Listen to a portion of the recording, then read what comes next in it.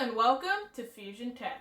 Today we're going to be reviewing Android Wear for the Android smartwatches.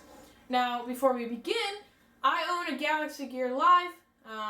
That's just because it was one of the launch devices and it was a whole lot better and also the same price as the LG G Watch when it launched. Yeah. This watch is very nice. I have screen protectors on it, stuff to protect it. But that won't be the focus. The focus on this video will be Android Wear itself, the operating system that this watch is running.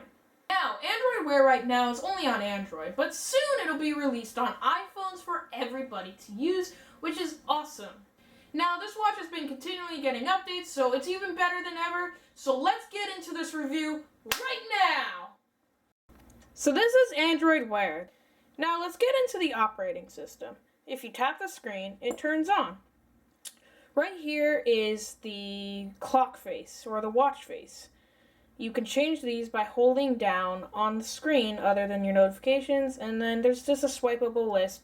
You can install new apps and watch faces from the Google Play Store. Now this has a whole bunch of built-in watch faces, but as you can see, some of the watch faces, the ones I've downloaded from the Play Store, have little settings icons or cogs underneath. If you click on those, it'll bring you into the settings for that specific watch face. There it goes. Sometimes Android Wear can be a little bit slow, but you can change the styles, everything about this watch face. Now, a new feature in the new version 1.3 of Android OS, you can click these. It has clickable watch faces, so you can have your calendar that'll show you. It's a pretty nice feature. So I'm going to go back to my normal watch face, which is this Form watch face, which uses the official Google Form guidelines. Now this is also an adjustable color scheme, so this is just an example of that. You can choose any of these colors, and it'll color the watch face, whatever that is. Notifications pop up on the bottom, so you can swipe up from the bottom and see all your notifications. Now, if you want these notifications to not show up on the screen, you can simply swipe down and then you have a full watch face. Now, these notifications are quite nice. So if it's like this, you can't swipe on it. More on that drawer later, but you can swipe up and see what the information in that card is. So this is a Google Fit card saying that I was active for 21 minutes today. Yes, I didn't do much, but if you swipe from the left to the right, you can see that it has more options. So you can show details, heart rate, that's a specific feature of this watch with that heart rate on the back, and you can also open the app up on your phone. So, if you keep swiping, you can see more cards. Now, this is a weather card from Weather Timeline, a great app, and this shows the weather, the precipitation, a lot of things, and if you continue swiping, you can see the more information. This also opens on the phone and refreshes and things. So if you swipe from the left to the right, on the home screen, you access the app drawer. This is also a pretty new feature in Android Wear OS. Now it shows the recently used apps on the top above on this gray box. And then it just has an alphabetical scrolling list of the rest of your apps. If you open up any of these, then it'll just open up the app normally. Like Keep, and now you can add notes and things. So that is a very nice feature in being able to install any of your apps. And all these apps are stored on the watch, unlike the Apple Watch. It also comes with some built-in apps like the compass, which can be useful, in a lot of situations. It'll just show you the, direction. This apps drawer has 3 panels. So if you swipe to the right one more time, you can see some of your contacts, which you can click on, and it'll show their phone numbers, and you can send quick replies and quick phone calls. This is Google, so you can speak or you can click any of these. Another way of accessing this is saying, "Okay, Google," and it'll pop right into that. So if I wanted to ask Google a question like, "What's the weather tomorrow?"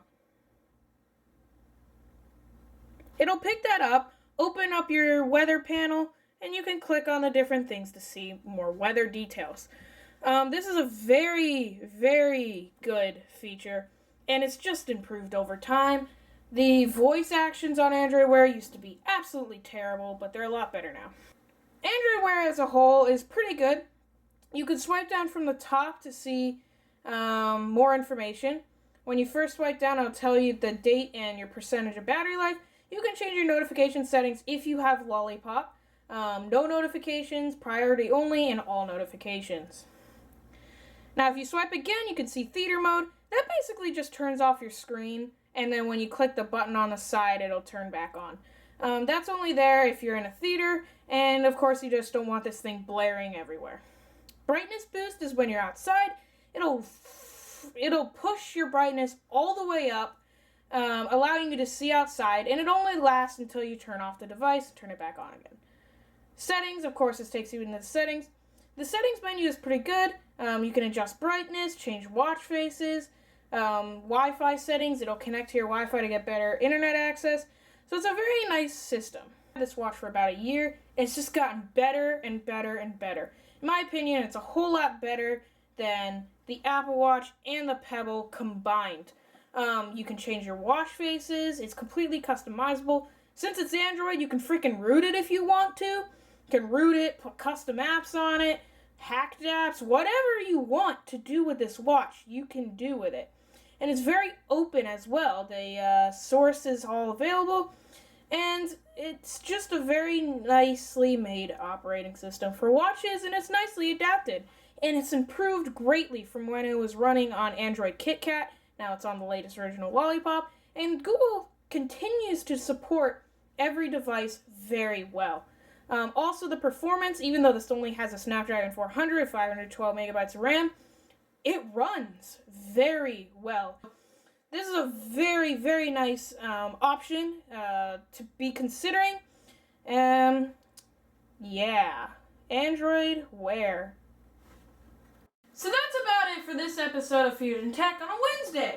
This watch is very good, and the OS on it is also very good. Battery life is decent. Everything's pretty good on it. I would definitely recommend Android Wear to anybody trying to get into the smartwatch market, especially since it's going to be continually updated directly from Google. No carrier or no OEM trash stuck onto it. No custom apps.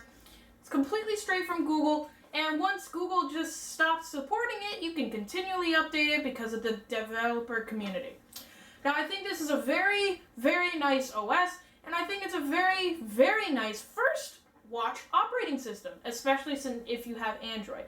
Now, Android Wear is actually coming to iPhones, which is a great news because then I don't have to recommend the Apple Watch.